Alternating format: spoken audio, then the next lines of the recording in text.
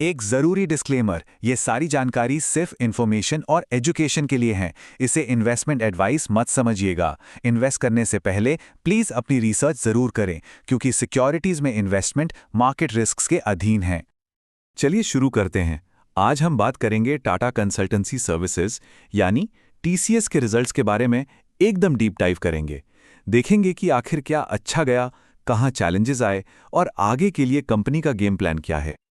Alright, तो सबसे पहले सेक्शन 1 फाइनेंशियल हेल्थ चेक। देखिए, किसी भी कंपनी को आंकने का सबसे पहला रूल है उसकी फाइनेंशियल हेल्थ को समझना। मतलब पैसा आ कहां से रहा है और बिजनेस कितना सॉलिड है, राइट? वाओ, स्क्रीन पर ये जो नंबर आप देख रहे हैं ना, 48,908 करोड़, ये टीसीएस का ऑपरेटिंग कैश फ्लो है। आसान भाषा में कहें तो ये वो हार्ड कैश है जो कंपनी ने अपने मेन बिजनेस, अपने कोर ऑपरेशन से बनाया है। यहां कोई अकाउंटिंग जगलिंगरी नहीं, यह है प्योर कैश जनरेशन। काफी इंप्रेसिव है ना? तो सवाल उठता है कि आखिर इतना तगड़ा कैश फ्लो जरूरी क्यों है? सोचिए, इसी पैसे से कंपनी इन्वेस्टर्स को डिविडेंड्स और बायबैक्स दे पाती है। इसके अलावा फ्यूचर में जो इन्वेस्टमेंट्स करने हैं नए प्रोजेक्ट्स में, वो बिना किसी कर्जे के अपने दम पर कर सकती है। ये एक super healthy capital light business model का साइन है। और साथ ही देखिए, नेट मार्जिन है लगभग 19% और ऑपरेटिंग मार्जिन 24.2% के आसपास। ये नंबर्स कंपनी की एफिशिएंसी की कहानी खुद बयान करते हैं। ओके, तो फाइनेंशियल्स तो एकदम रॉक सॉलिड लग रहे हैं। लेकिन आप जानते हैं, हर कहानी के दो पहलू होते हैं। तो क्या सब कुछ ऑल इज वेल है?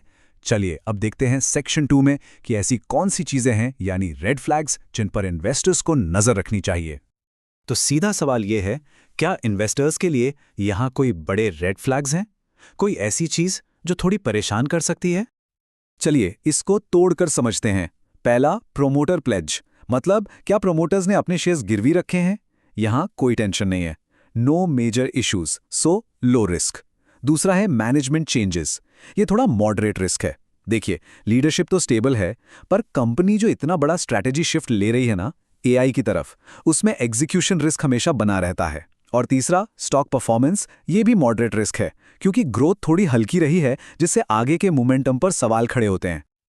और एक बात, हमें सिर्फ कंपनी के अंदर के रिस्क्स नहीं देखने, कुछ एक्सटर्नल रिस्क्स भी हैं, राइट? जैसे कि ग्लोबल स्लोडाउन हो गया, करेंसी में उतार चढ़ाव, या फिर एआई जैसी नई टेक्नोलॉजी जो पूरे बिजनेस को हिला सकती है। इन सब पर भी नजर रखनी पड़ेगी। चलिए, रिस्क्स की बात तो हो गई। अब आते हैं सबसे एक्साइटिंग हिस्से पर, फ्यूचर ग्रोथ इंजन। सवाल यह है कि कंपनी की अगली ग्रोथ कहां से आएगी? आखिर टीसीएस के लिए अगला बड़ा प्लान क्या है?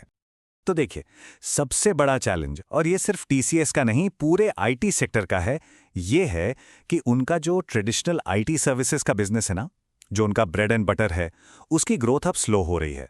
वो पहले वाली रफ्तार अब नहीं रही। तो यहां मिलियन डॉलर क्वेश्चन ये बनता है कि इस स्लोडाउन से निपटने के लिए टीसीएस का प्लान क्या है? वो अपनी ग्रोथ को दोबारा कैसे तेजी देंगे?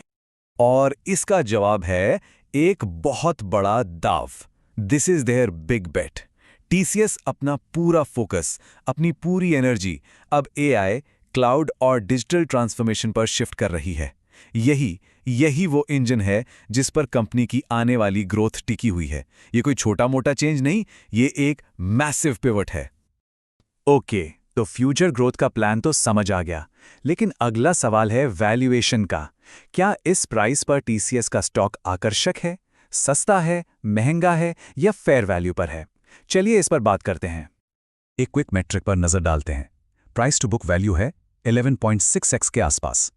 इससे हमें बस एक अंदाजा मिलता है कि मार्केट कंपनी की जो असली बुक वैल्यू है, उसके मुकाबले उसे कितना प्रीमियम देने को तैयार है।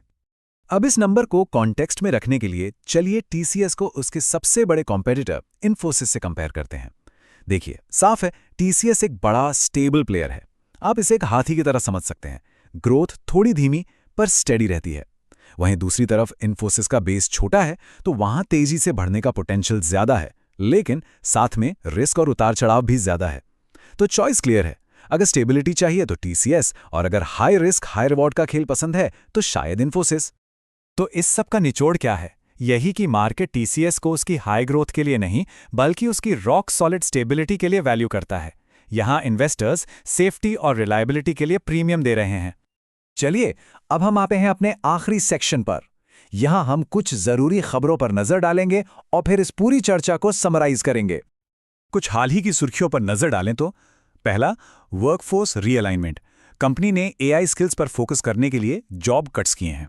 दूसरा, उनके एक बड़े क्लाइंट मार्क्स एंड स्पेंसर पर एक साइबर अटैक हुआ जिसमें टीसीएस के इन्वॉल्वमेंट की जांच चल रही है। और तीसरा, इन्हीं लेऑफ्स की वजह से कंपनी को लगभग 1135 करोड़ रुपए का रीस्ट्रक्चरिंग चार्ज भी लेना पड़ा है। ये सारी चीजें उसी बड़े स्ट्रेटेजिक शिफ्ट की तरफ इशारा करती हैं और उससे जुड़े रिस्क्स भी। तो चलिए इस पूरे एनालिसिस को 3 की पॉइंट्स में समराइज करते हैं। पहला, स्ट्रॉन्ग फोर्ट। टीसीएस एक मजबूत किला है जिसके पास जबरदस्त कैश फ्लो और स्टेबल ऑपरेशंस का मोट है। दूसरा, द पिवट। कंपनी का फ्यूचर पूरी तरह से एआई और डिजिटल सर्विसेज पर किए गए शिफ्ट के सक्सेस पर निर्भर करता है। और तीसरा, फेयर प्राइस फॉर स्टेबिलिटी। इसकी वैल्यूएशन एक मैच्योर लीडर को रिफ्लेक्ट करती है, किसी हाई ग्रोथ डिसरप्टर को नहीं। और आखिर में हम आपको इस एक बड़े सवाल के साथ छोड़ जाते हैं। क्या टीसीएस का एआई पर लगाया गया ये बड़ा दांव उसके ग्रोथ इंजन को दोबारा से रफ्तार दे पाएगा? इसका जवाब तो वक्त ही देगा। तो अगर आपको ये डीप डाइव पसंद आया तो इसे लाइक करना और चैनल को सब्सक्राइब करना मत भूलिएगा। और हाँ, कमेंट्स में हमें जरूर बताइए कि अगला डीप डाइव आप किस कंपनी के रिजल्ट्स पर देखना चाहते हैं।